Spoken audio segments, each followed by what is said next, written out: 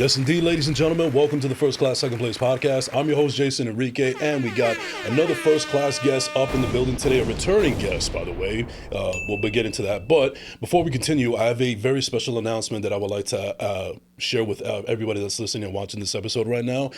This is episode 197. If you could believe that, that is quite an accomplishment. Been doing the show now for 4 years, and there's been a lot going on, and I'm really looking forward to it.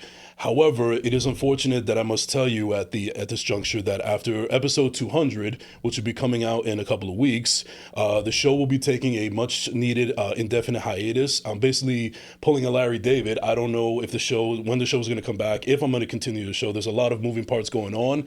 I want to also take this time to let everybody know that for every single audience member and listener and subscriber and watcher and everybody that has been between all of my guests, I want to thank you guys from the bottom of my heart.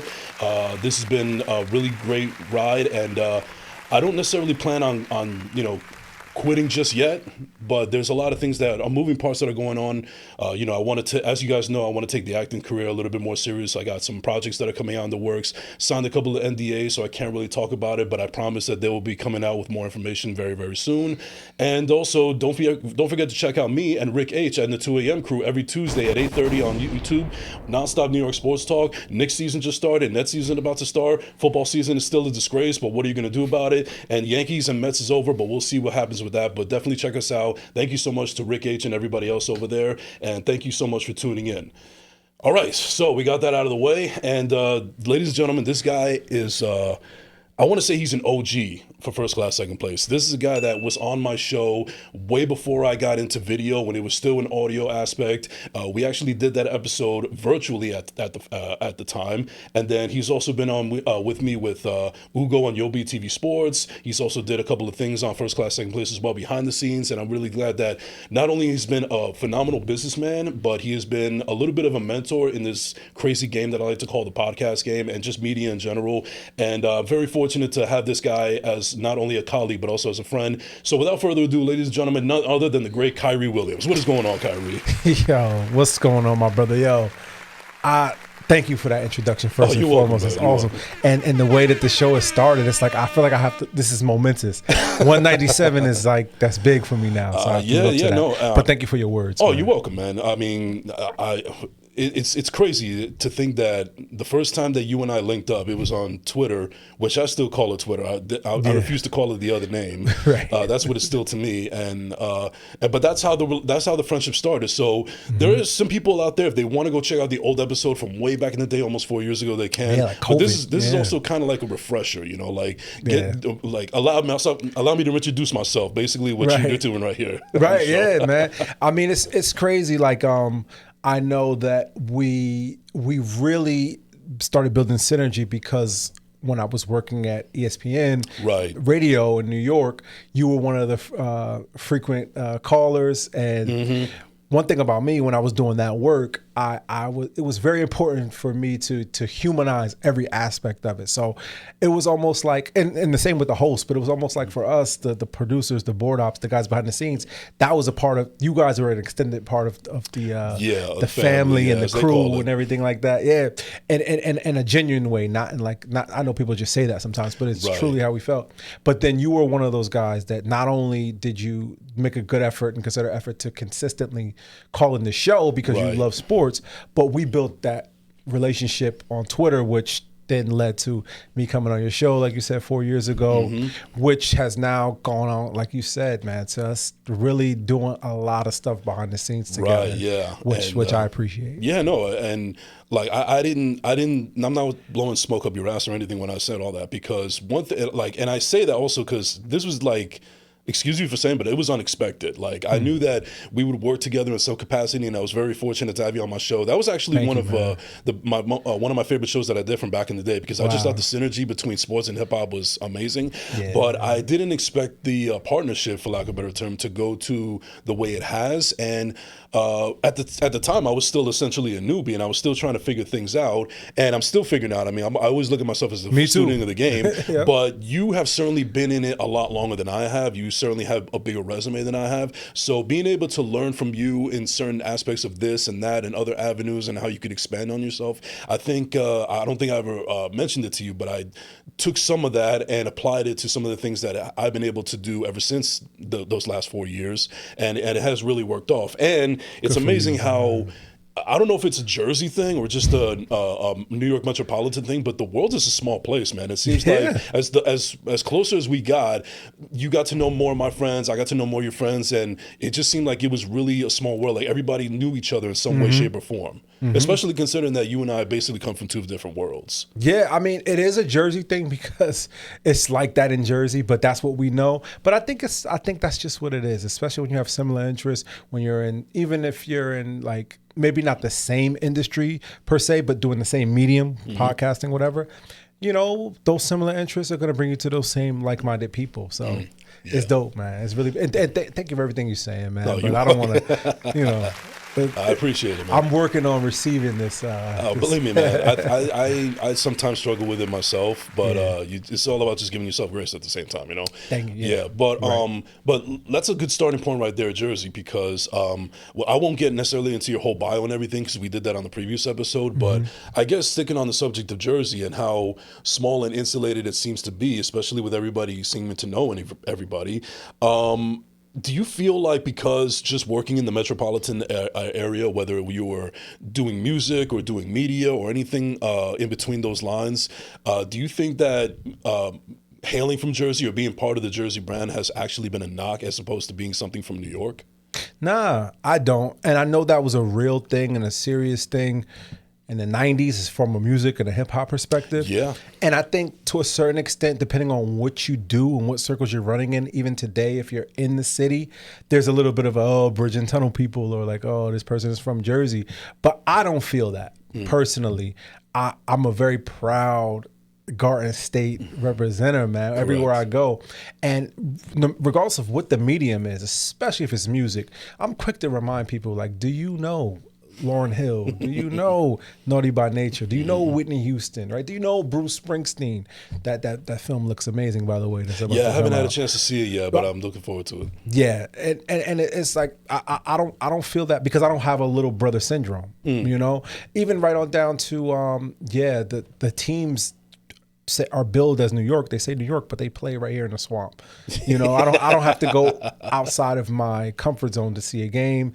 I mean, the Garden is in New York, but I mean, like, it's quicker for us to just jump on, you know, the train and get into the Garden than people from Queens or wherever. So. Right. You know, it's funny because there's a couple of people out there in the sports world that they're saying that Buffalo is New York's real only team right now. And to an extent, they're right because they technically do play in the state of New York and the Giants and Jets play in New Jersey.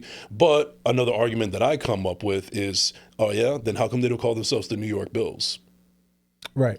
That's it. Yeah, that's a good point. And I think that, you know, that whole Western New York thing, that whole mentality they have with that whole area, they want to have their own thing too. It's like, we live in New York State, but no, this is Buffalo. This is Western New York. It's basically Josh Allen, Buffalo Wings, and Griselda. That's all they got over there in Buffalo. Griselda.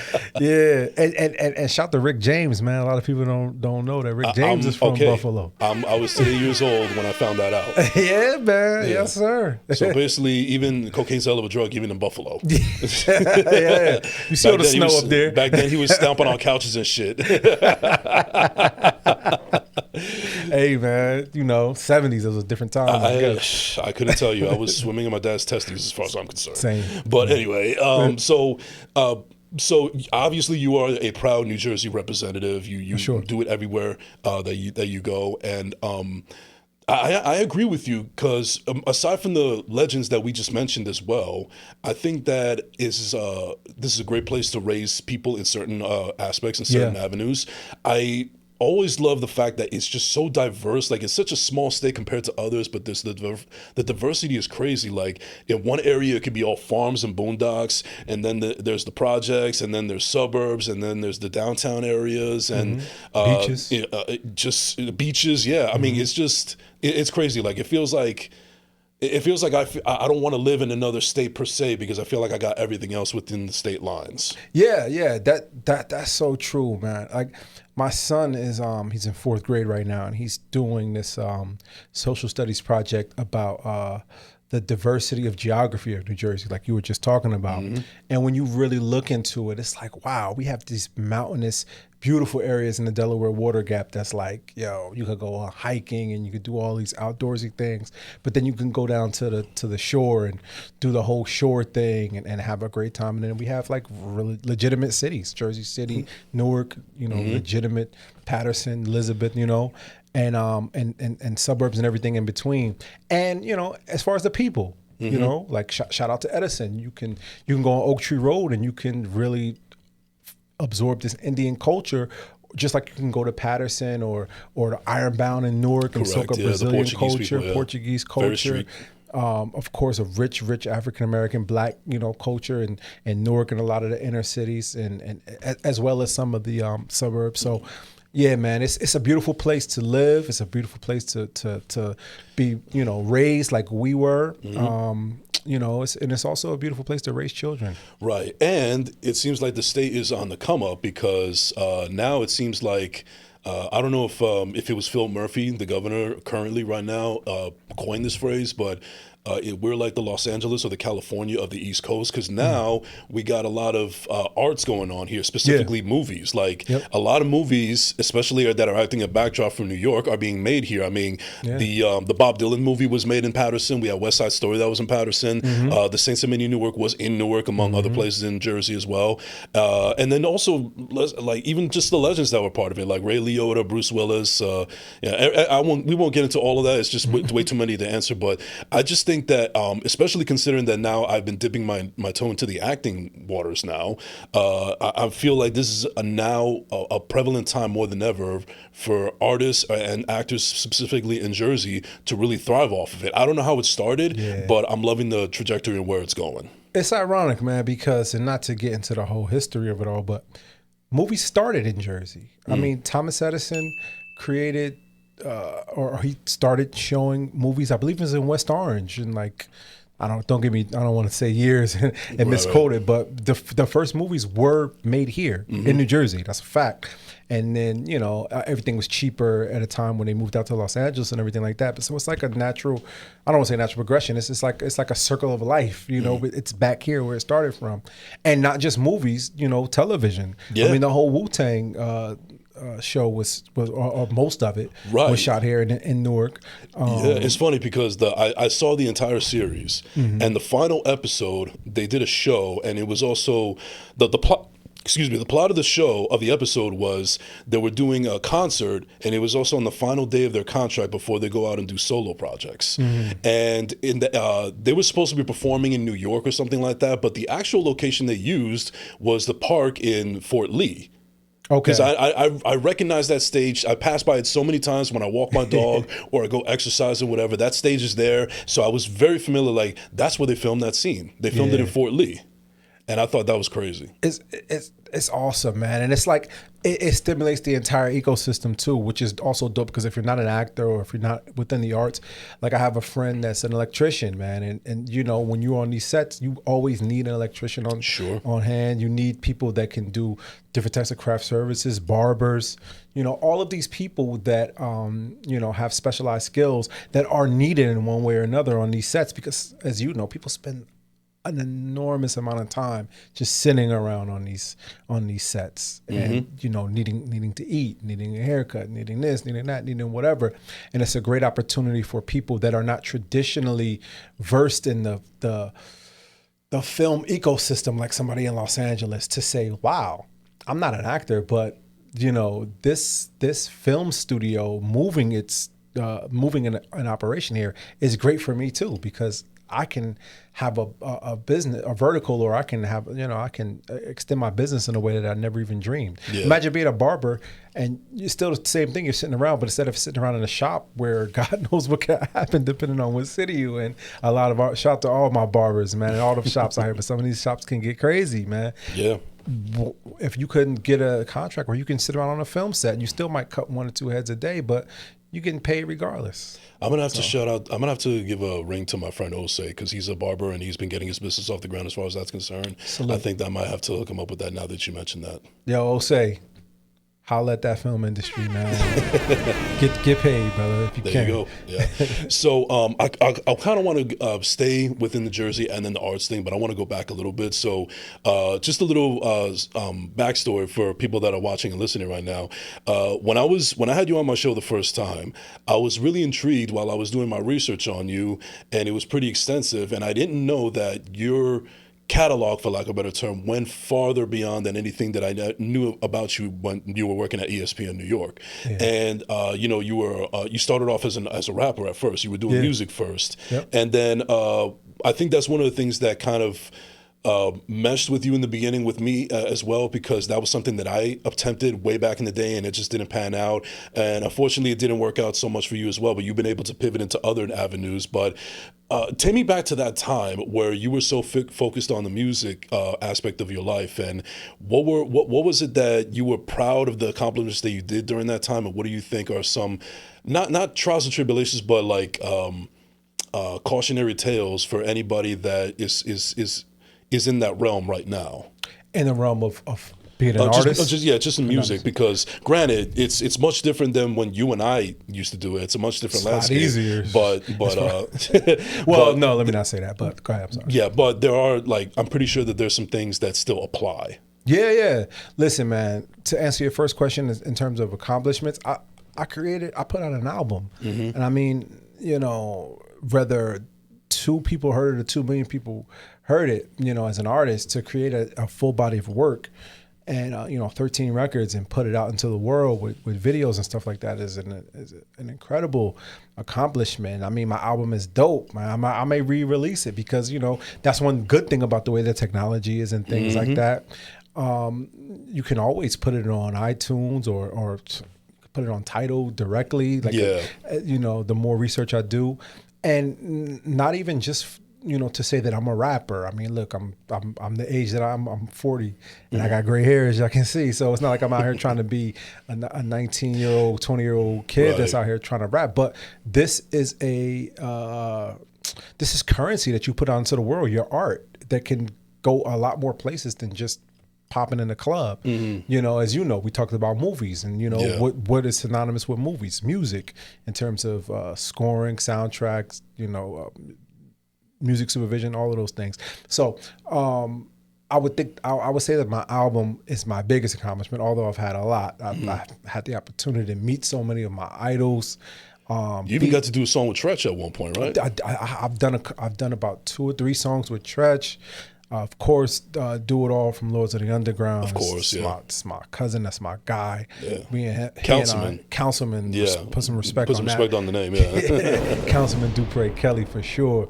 I mean, so many legends that I've had the opportunity to make music with, and just to meet, just to shake their hand, and I'm still getting the opportunity to meet so many people. But I would say to anybody that's because I work with. Shout out to the Legion Media Group, which is a PR firm led by Chanel that I work very closely with, that I get an opportunity to be up close and personal with the interworkings of the music business. So I get to see a lot of these incredible artists to this day, like Zeddy Will, who's incredible, man. I mean, this kid is beyond successful already, and he's just going to be so much more successful in the coming days, years, months. A lot of people are comparing him to Will Smith. In the best of ways. And I mean, Honey Baby, who's another incredible artist right here from Jersey. Yeah, shout out to Honey Baby, because I got a chance to listen to her EP, because you put me onto her, and then I checked it out, obviously at first as a favor to you, but then now, let's put it this way, I still bump it. Yeah, I was not expecting it to be as good as it is, and that's no knock on her, it's just sometimes you appreciate those nice surprises. Well, shout to her, because she's incredible, but also shout to her manager, K Mac, of the Soul Diggers, who... formerly of Hardware. Yeah, so wow. So good. Just to go back, and I mean, people can go back and do the research, because Haas the Ripper was just on Memphis Bleak's podcast, Rock Solid. So everybody just go back, look at that podcast, look at who Haas the Ripper was, find out who Big Seven and K-Mac and Haas and Hardware were. And then I say all that to say, then you realize that although Honey is dope and deserves all the credit because she's incredible, it's some real solid music people that's helping her. That's and Coyle Ray too. Shout out to Coyle Ray. Oh yeah, shout out to Coyle Ray. But when it comes to Honey Baby, one of the things that I was not blown away or surprised or anything, but I really took a liking to was the content that in what she talks about, because the sound may sound almost similar to what else is out there that it like basically fits her demographic, but I think there's just a little bit more umph to it. Like I feel like there's a little bit more emotion behind it, and she's like, simply put, she's more than just a pretty face. Nah, 100%. And there's a new artist that I'm working with, Susie. She's you may know her if you heard the record with Jim Jones called Harlem. It's a ripoff Problem. Yep. Yeah. Okay. I know what's exactly what you're talking about. And the young lady that's singing that's Susie. She has another record that's called Spend It that's out with Jim Jones now. That's just up in Harlem. Yeah. I know what you're talking about. Exactly. And she's so. And I rattle off all these different artists, these younger artists that I get an opportunity to work with in different ways. It's kind of like the same way I work with you, but just on a music perspective, because they have everything at their disposal right now because of the technology that they use. It's still hard. It's still an unforgiving, hard business, man. A very hard business, the music industry. I'm still learning the music industry myself, but I think that I would tell anybody that's aspiring to be in that business, especially the music of it all, just remain consistent, remain aware of who you are as an artist, really, really, truthfully try not to compromise who you are as an artist and your artistry. Don't try to do too much of making this song for them. You know how we used to say, yo, make a song for the chicks, yo, make a song for the club. Like, yo, just make hot music, just make good music and stay consistent and realize that it's not gonna happen overnight, even though it seems like it's happening overnight for people. It's not overnight. It's a very, for sure, slow, strenuous grind. Well, what I will piggyback on that is I do agree that it is much easier these days. But what I also realize is that not nearly a lot of these artists out there that make it look easy are able to keep the longevity, because there's a lot of artists out there that they put out the music out there and it's, it is what it is. I mean, I'm not particularly a fan of it, but it's getting its rotation, so more power to them. But it's very seldom that you see them keep up that consistency, and that's why you still have dudes from our era like the Clips and Fat Joe and Jadakiss, and they're still doing. Mobb Deep just came out with probably one of the best albums of the year, and they're putting out more quality product than what's being spun on the radio, as far as I'm concerned. Yeah, I'm fully aware that I'm biased, as you are, I'm sure. Yeah. Because I'll listen to that music 10 times over a lot of music that's out right now. I don't know, man. I think I can't quite put my finger on what's up with the longevity. We had a lot of dudes in the 90s and 2000s that was here today, gone tomorrow too, to be fair. Like a lot of dudes from back then didn't stay around. I'm not gonna say no names because I don't want to disrespect. But they know who they are. But they know who they are. We know who they are. But I think that that's where the technology, I think that's the point you're getting at too, where it's like the gift and the curse, the microwave of it all. It's nothing sustaining. When it's too much instant gratification, when it is too quick and too easy, it separates the people that really want to do this because they love it from the people that are just looking for a look. I want to get hot. I want to be known I want to be in the club, whatever the case may be. And I think those people cancel themselves out. They whittle themselves away because you realize real quick that, yo, this tour stuff, this being on the road, I don't like this. I don't want to do this. This being in the studio all the time, I didn't get into it to do this. I just wanted to get a couple dollars and I just wanted to be outside. Yeah. I don't like this studio stuff. And I think those people are removing themselves. And I think that's better for them and better for us. Because please don't waste our time and don't waste your own time. Yeah. And one of the similarities that parallels between you and I is that we pivoted from going from music to media. Now, I started getting into podcasts and doing acting now and so on and so forth, but it really started out with podcasting. You pivoted and you went into terrestrial radio, and then you've done things on Spotify. I did podcasts first. Okay. But that's the point that I'm getting at. You transitioned from one art form to another one. Yeah. And I guess my audience and you to a certain extent already know my transition from all that, but I'm intrigued and my audience is intrigued to how is it that you went from that transition from music to media? Because it made it seem seamless as far as I'm concerned. Yeah, no, it was, man. So the short answer of it all is I was doing music. My album had just came out election day, and I was doing my thing. This is like 2015, I believe. And my girl at the time, my wife, got pregnant.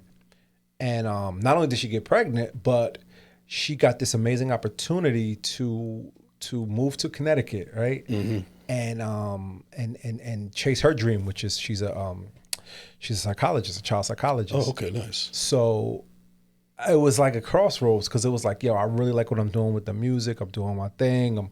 I'm getting a little more popular. Like you said, I got songs with Tretch and stuff like that. So, you know, I'm making my inroads, my strides or whatever. But at the same time, you know, just like anybody else would, I had this thing. It's like, yo, man, but I'm about to be a father. I'm about to have a kid. And my girl is going to do her thing. And it's like, I could stay here and I could, you know, try to figure it out and do the whole I-95 back and forth thing or whatever, but that's not going to be sustainable.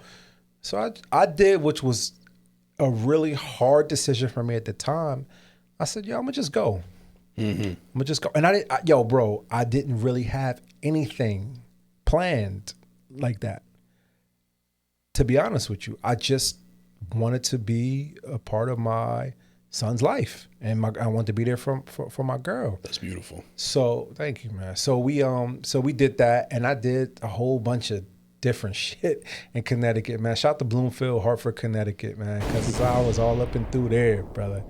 But I figured it out. I did a lot of things, but I always loved podcasts. And one thing I was doing, I was working at a place up in Connecticut, and I started listening to the I think it was called I'll Name This Podcast That's Later. what it was called, yeah. At the time. It started off, I'll Name This Podcast Later, and then he just made the Joe Budden podcast. Yep. Yeah, it was that. It was very early Drink Champs, like CBS Studios, Drink Champs. It was Taxstone. It was Brilliant Idiots. And I was just listening to a lot of that because, you know, it was at the job I was working at the time, it was nothing else for me to do but just put my headphones on and put my head down and work and listen to these podcasts. And I thought that was really dope. But how did you get into that? If you did you have prior experience of any form in that, or is this something you fell into?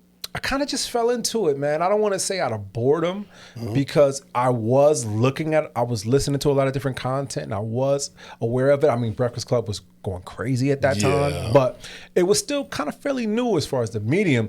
But I really immersed myself into it, and I one thing about me, I kind of borderline obsess over things that I'm into.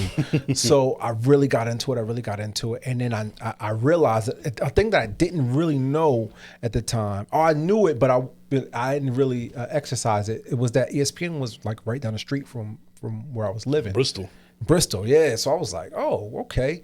So, man, if I tell you that I got into a gig at ESPN on my first go around, I'd be lying to you, man. I applied to do everything over there. I went over there on tours. I met people. I met Khairi Champion. Oh wow. Okay. No, that's not true. I met Khairi Champion's producer. Okay. Before I even worked at ESPN, and I was just walking around with her. You know, a little bit of fake it till you make it, because I was there for a tour. But I kind of just stayed and walked around the campus, and I was just talking to people. I was reading people. I was just being, I was just trying to get on. I was hungry, yo. And I was networking. And long story short, I ended up getting this part-time role at ESPN not even producing. I was like a part-time editor for podcasts. Shout to that whole team up there that took a chance on me. Shout to my bosses that really took a chance on me because I didn't really have a lot of experience. But they saw something in me, saw the hustle, the drive, and they believed in me. And the rest is history, man. Once I got in at ESPN, bro, and once I was doing my thing, man, I did everything. I worked with Buster Only. I worked with Bomani Jones. I worked on Fantasy Focus. Shout out to Daniel Dopp and that whole crew. I worked with those guys. I worked with I would see Stephen A. Smith all the time, and I approached Elle Duncan one time back when she was doing Sports Center, and I just asked her like, "Yo, do you want to do a music podcast with me?" And she was like, "Yeah." I was like, all right, bet, let's do it. And then shout to Jason Fitz, my bro Jason Fitz, man. He came, he joined us. He was like, yeah, I'll do it with you too. I used to be a fiddler for the band Perry. And then I looked him up and I'm like, yo, this dude is legit. He's a fiddler and he knows, but more than that, he knows music. Like he knows so much about music. And we did a music podcast together, and we interviewed shout to Rico Wade, rest in peace. We interviewed Organized Noise, and yeah, it was just dope, man. And I did all of that, and then from there, another transition. So now we're here and we're in Bristol, and I'm doing my thing, and I'm rising the ladder in Bristol because I'm going from like, you know, just this like part-time guy who's just lucky to be in the building to like moving around and moving through. Like a lot of people know me in that building from that time because I was moving around in that building, and I say that with my whole chest. Like people know Khairi Will was moving around in Bristol, Connecticut. Shout to Kevin Wilson from the music department. He know. Yeah. But you know, my wife got an opportunity to get a job to come back home, to come back to Jersey. And now this time we have 2 kids now. Yeah. So I have my 2 sons. So, you know, partly I'm like, yo, I'm doing my thing. This is dope because I'm in ESPN, and it's like, yo, this is crazy. And I'm not too far from the city, so I can go in and out of the city. I'm working with Peter Rosenberg, right? Doing Cheap Heat. But you know, we gotta go. So it's the same thing again. But I'm in a little bit of better position because I have a great network of people. Shout to Peter Rosenberg. Shout to Ryan Hurley, who was the program director at ESPN Radio at the time, and He's and over at the Pete Fan now, Genesini, right? I got to say that name too. My boss who hired me, Pete Genesini. But they all, you know, helped me transition to terrestrial radio in New York City, and that's kind of like where our whole thing starts. Yeah. So obviously, when you were in Connecticut initially, and you were doing all these moves, and you were hungry and networking, and so on and so forth, let's just say hypothetically that you still moved there with your wife, but you guys weren't expecting just yet. Do you feel that if it wasn't for the anticipation of being a father, that hunger and that drive would have still been there? Or do you think that your little man coming into this world is that extra push that you needed? That's a really great question, man, because as much as I want to say that my son being on the way and then being here is what pushed me to do everything that I did, and that was a big, huge motivation. I still think I would have figured it out just because that's who I am. Yeah. And that's just a big part of what drives me is to just get into these things and figure it out. But yeah, it was a huge motivation for me. I didn't make a lot of money though. It wasn't like I was getting into it and making a whole lot of money. Yeah. But it gave me a career, bro. It gave me something even better than money. You know what I'm saying? And to answer your question, I think I still would have did the same thing. But my son was a hell of a motivation, man. Mm-hmm. And it seemed like your wife, you know, God bless her, she's the one that really has lit a fire under your ass this entire time, you know, whether moving from different state lines and then doing this and making these transitions and so on and so forth. But she, like, it's all worked out. It's all worked out. Like, so, I mean, even if, you know, I don't want to say that she wasn't in your life, but, you know, just hypothetical, you still would have figured something out because that's just who you are, you know, like based on whether it's your music or the media thing, you've always found a way. It's funny because one of the things that I find very, very fascinating about you is that from the outside looking in and from the plain eyes view, you know, you're pretty like to yourself, you're low key, a little bit of an introvert, this, that, and the third. But when you're in go mode, there's like it's on and off switch. Like as soon as you're in go mode, you don't fucking stop. Yeah, yo, it's true. Like, yo, Beyonce has this thing, and yo, shout out to my wife because that is true. A lot of the fire that's in me is because I have somebody that believes in me. Sometimes that's all you really need is somebody that believes in you when the world can't see it. So shout out to my wife. But Beyonce calls it Sasha Fierce. Oh yeah, and that's a real thing, man. 'Cause especially for somebody like me, that I'm everything that you just said. I'm reserved. I'm to myself. I'm not the loudest guy in the room, none of that stuff. But when it's time to perform, you know, and you know this as somebody doing music as well, sure. It's perform. And I feel like I don't feel like nobody's better than me, period. But nobody's better than me than me being Kyle Will. I'm a master at that, bro.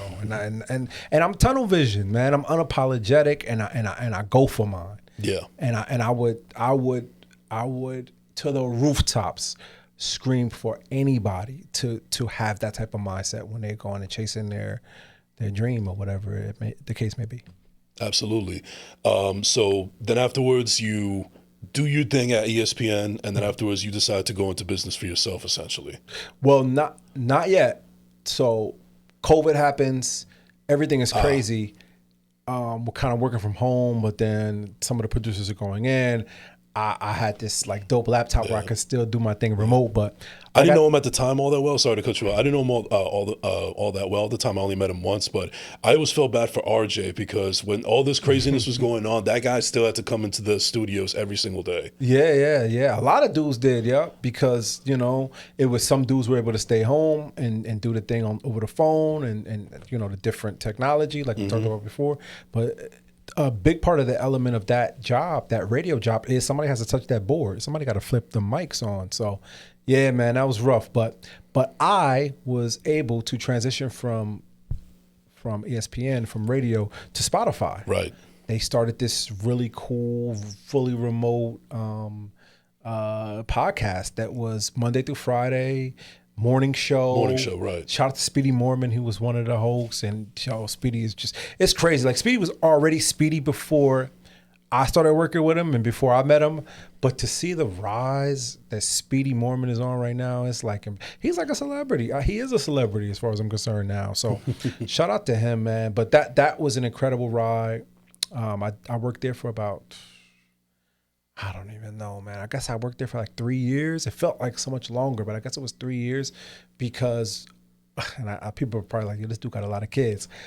My daughter was born in 2023, and I was on paternity leave at Spotify. Shout out to Spotify. Shout out to Stockholm. Shout out to Sweden, because they give fathers 6-month paternity leave on their company. So that's awesome, man. So I'm Spotify, you hiring? Yo, I'll come back. But well, first I gotta knock somebody out first. Anyway, that's neither here nor there. Yo, man, that could be 30 seconds or 30 minutes, just depending on how you do it. Anyway. So I'm sitting at home with my wife. My daughter's just born. I'm on paternity leave. And I get the call that, the whole production house is getting canned. Like, everybody's getting laid off. So, mind you, I'm home chilling. I'm on paternity leave. Like, nothing's going to happen to me. I'm out the building, like, whatever. But a friend of mine who doesn't even work for Spotify, because this is not usually how it happens, like, yo, you good?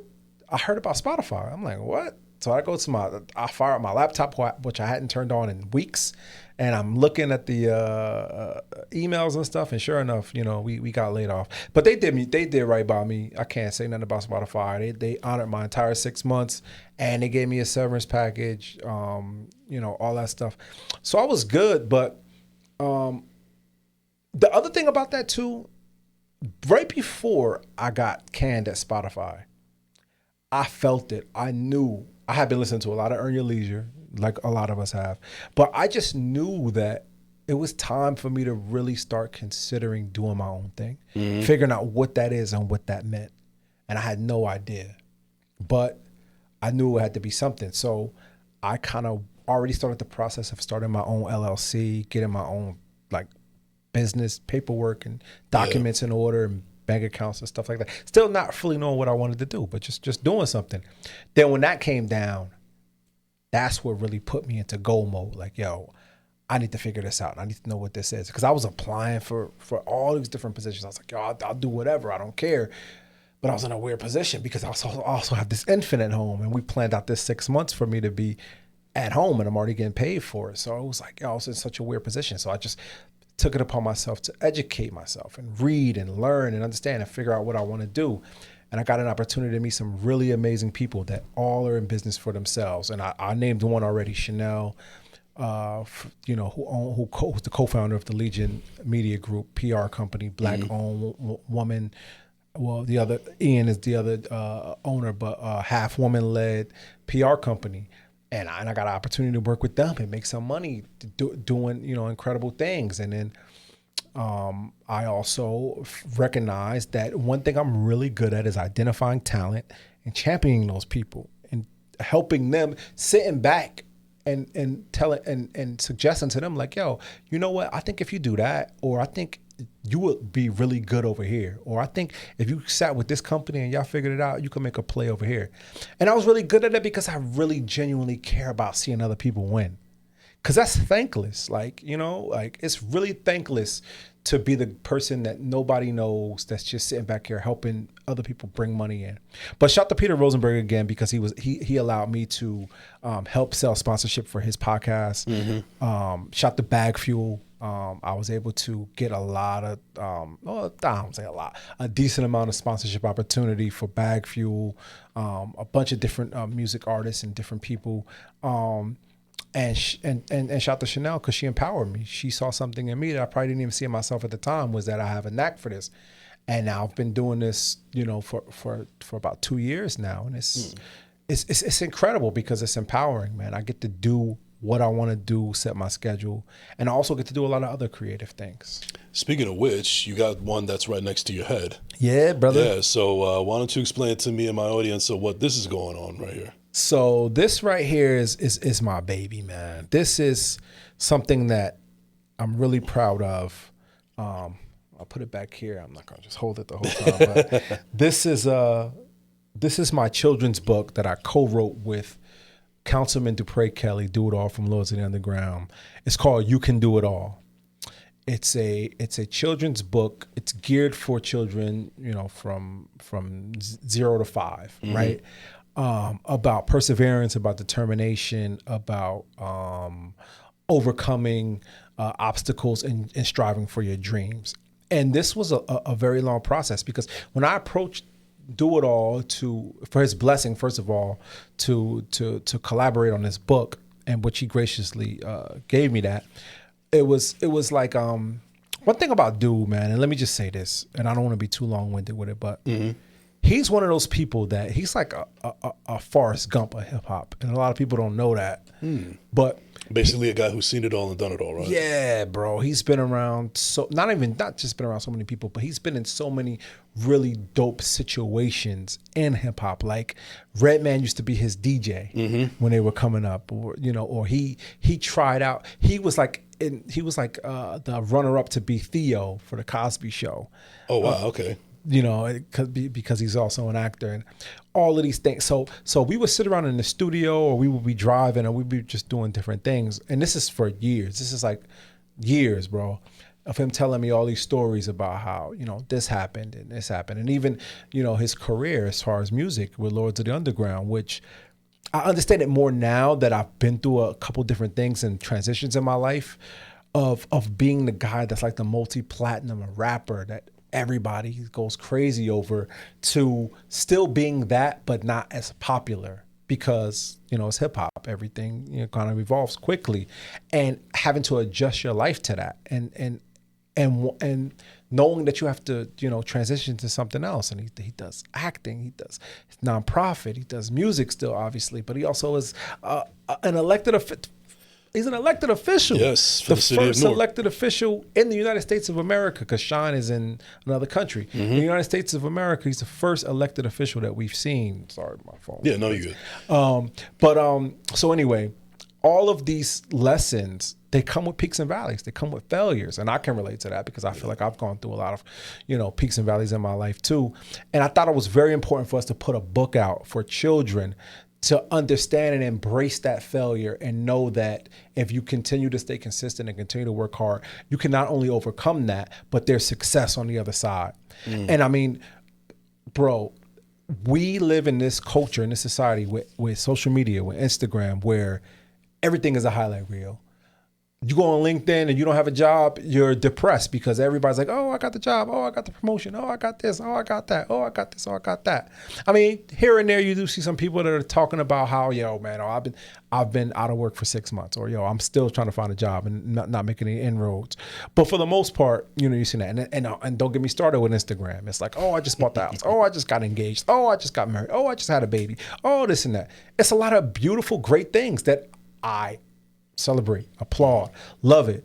But at the same time, it's like, if you don't have any of those things going on in your life, and you don't have any of those things to post that's going on in your life, what am I to do with all of these people's success? I kind of don't even want to look at Instagram, right? Mm-hmm.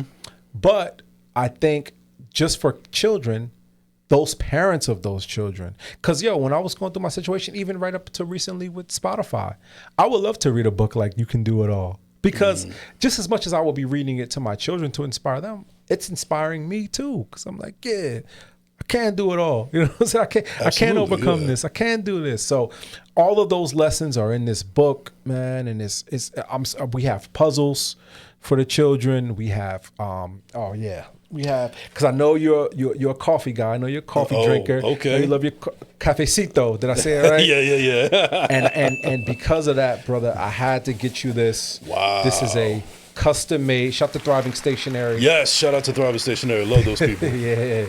This is a custom made, You Can Do It All coffee mug, my brother.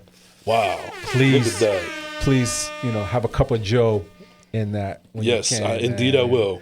I mean, I will look at this in the morning and be like, yeah, I can't do it all. Yeah, yo, seriously though, bro, it's like an affirmation, man. I do the same thing, because it might seem a little cliche and it might seem like a little campy or whatever the word is, but sometimes we need to just look at something like that or look in the mirror and say, yo, bro, you got this. You can do it. You can do it all.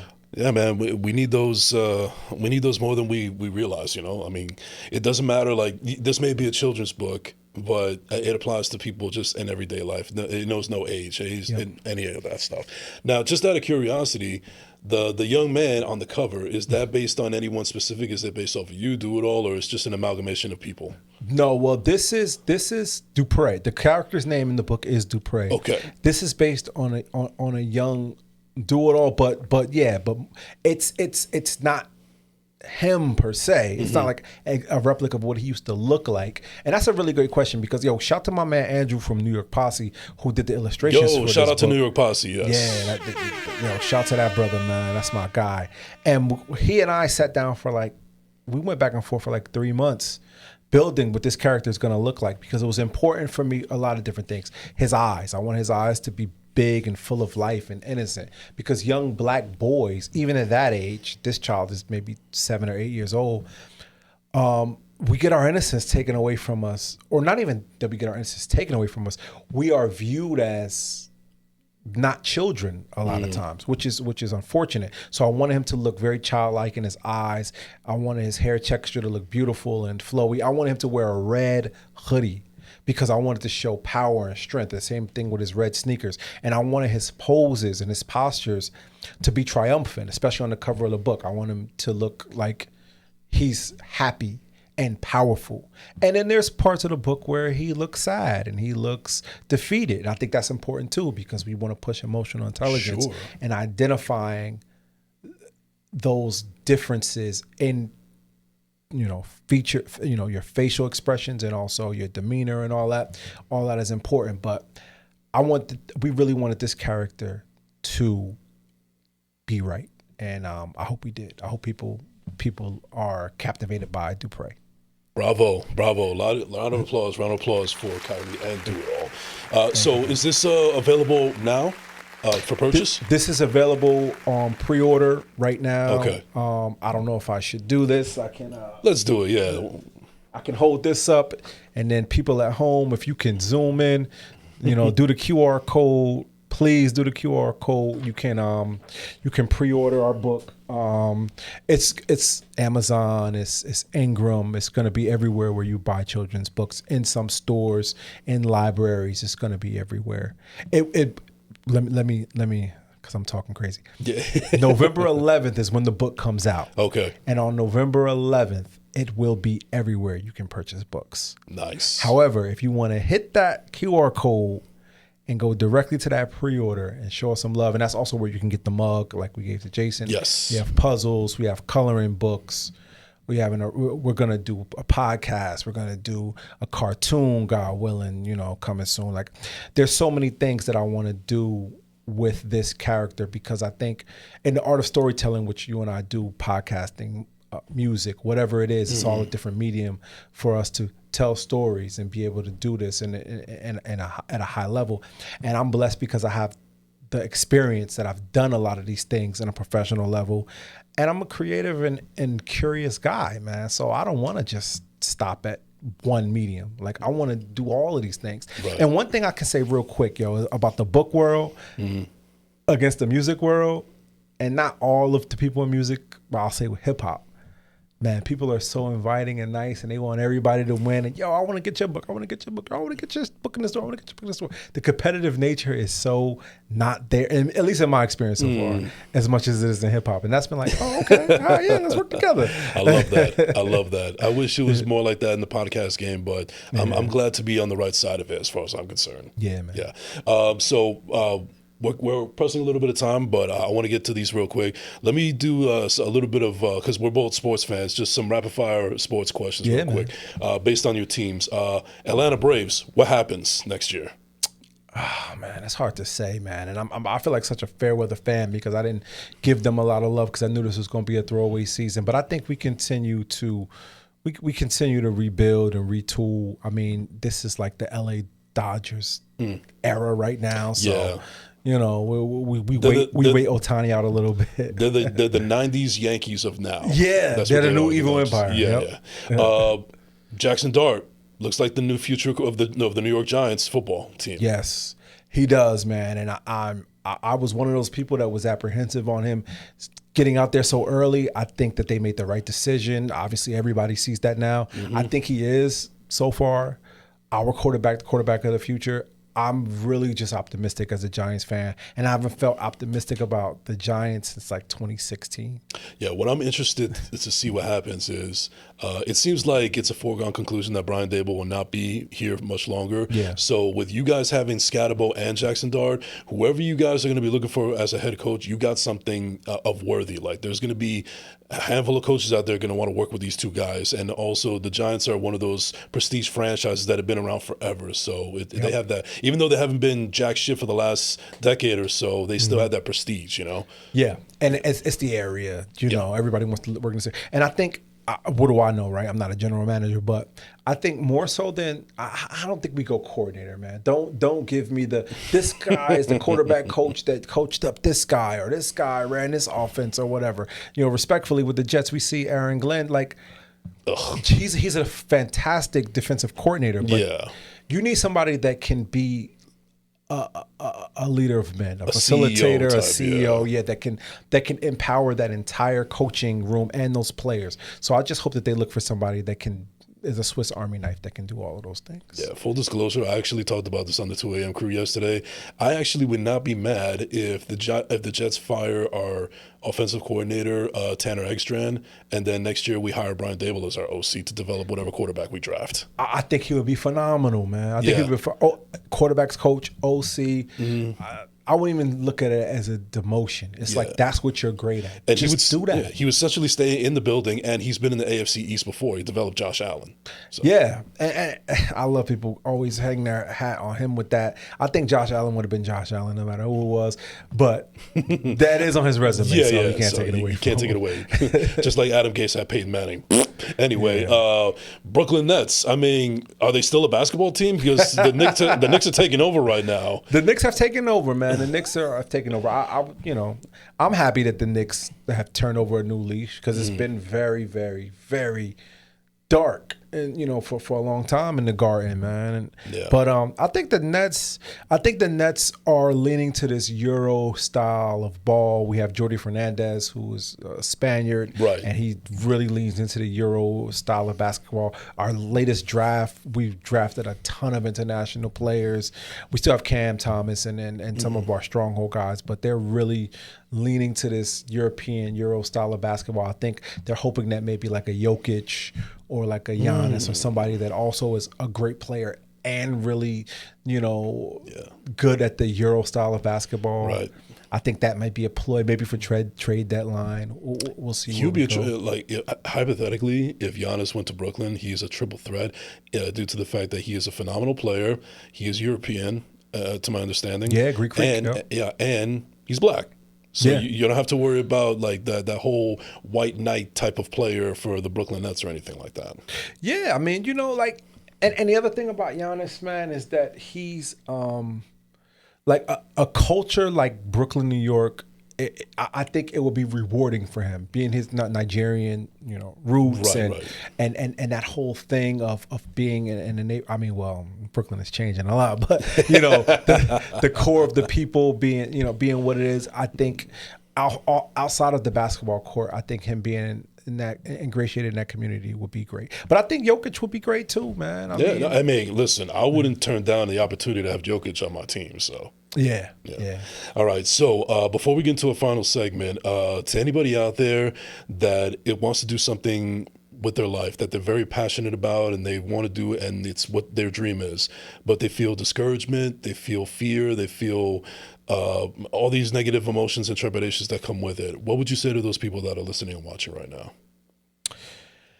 Man, and first of all, it's real, man.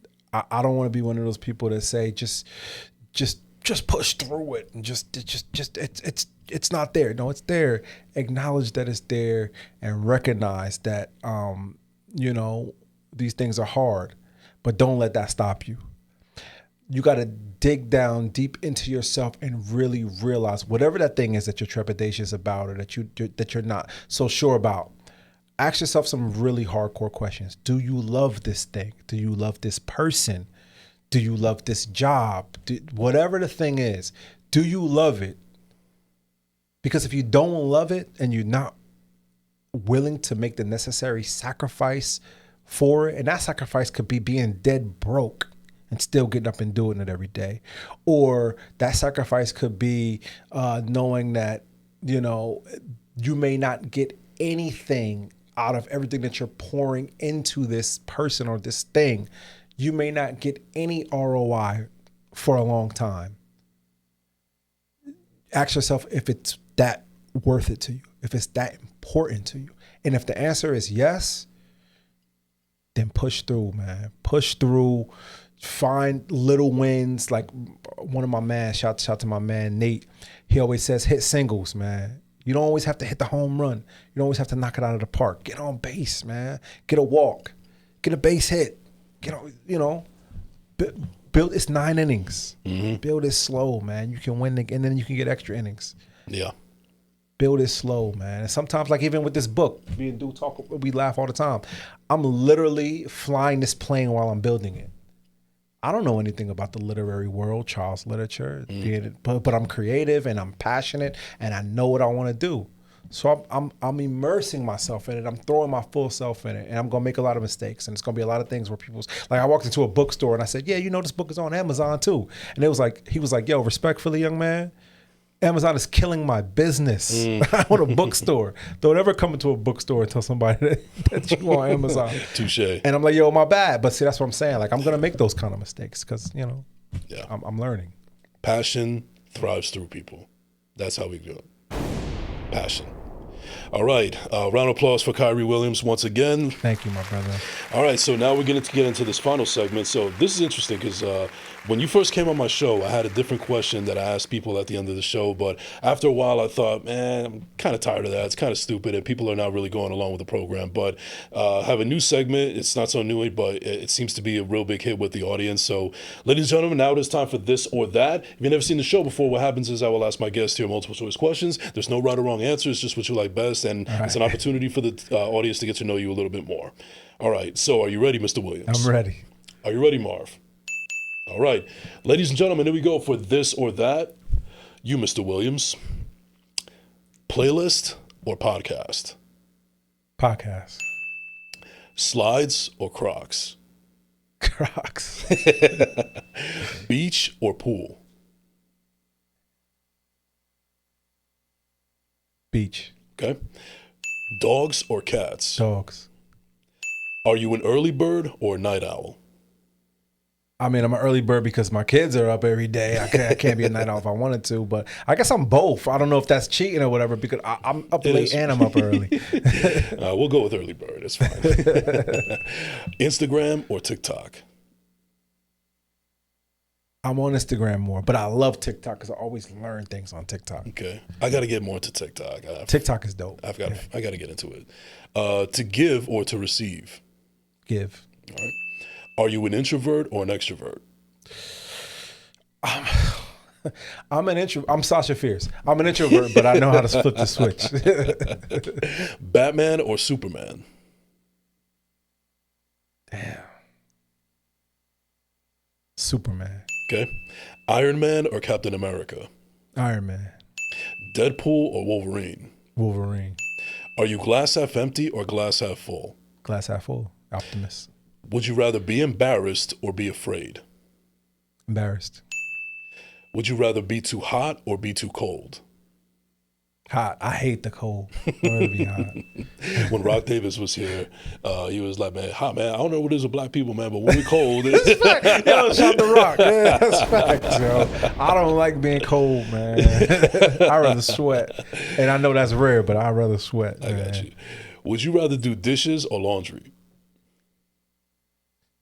Laundry, because once you throw it in there, you're chilling. Exactly. Listen to a podcast. Yes. Do you prefer the window seat or the aisle seat? Aisle seat, man, because when I got to go to the bathroom or whatever, and I don't want Same. people crawling over me. Same. And I hate the middle. There's no way. I will the never middle go is- with the The middle. middle is done. Are you more book smart or street smart? I'm more street smart, but I love reading. I love reading. You I have your own can't wait book. to read Allen Iverson's memoir. You have your own book. I mean, come Yeah. on. Do you prefer reading or writing? Reading. Okay. Would you rather speak every language or play every instrument? That's a great question. Oh my God, that's a good question. Play every instrument. Okay. Cardio or weights? Cardio. Okay. Dancing or karaoke? I'm not a great dancer, but dancing. Okay. Drama or comedy? Comedy. Movie theater or streaming service? Streaming service, but I love going to the movies for a good movie. Correct, yeah. Ice water or room temperature? Damn. Room temperature. I always drink water room temperature, but it's nothing like an ice cold water on a hot day. Hell yeah. And then finally, teamwork or solo project? Teamwork. Teamwork makes the dream work. Ladies and gentlemen, that is going to do it for this and that. That is going to do it for this episode of First Class, Second Place. Thank you to my great guest, Khairi Williams, for coming through, man. Thank you, my brother. Real quick, is there anybody you want to give a shout out to before we close out? Man, shout out to the whole Jersey, man. Hey. That's it, man. Shout out to my family. Shout out to and you know, rest in peace to the ancestors. Yeah. All right. Yeah, and remind everybody one more time where they can find you on social media. Follow me on Instagram, Khairi Williams. That's KHAIRI_Williams, spelled the right way. Kai Will on TikTok. You can do it all, man. You know, come get this book for your kids, Yeah. man. Let me see that QR code real quick. Yes, sir. Yeah, so just want to put that right in front of y'all. Go ahead and Zoom and pre-order right now. All right. All right, Kai, before I let you go, man, I just want to say real quick, I've been very fortunate to know you these last 4 years. You've been a real good friend to me. You've been there in my personal struggles that we've had conversations that didn't revolve around business. You've been able to instill some confidence and a lot of knowledge into this game. And just as a man, I'm a guy that's the oldest of three. So I always have these little amalgamation of people that I look to as my older brother in some way, shape, or form. And I'm very glad to call you one of my older brothers. So thank you very much, man. I really appreciate it. Wow, man. Well, you're welcome, man. I'm honored. Thank you, man. And it was an honor for you to come through again, man. So really appreciate it. All right. And ladies and gentlemen, you can find me at I am Jason Enrique on all social media platforms. Don't forget to like and subscribe on YouTube at Jason Enrique. Thank you so much for tuning in. We will see you next week. This has been the First Class, Second Place podcast. We out.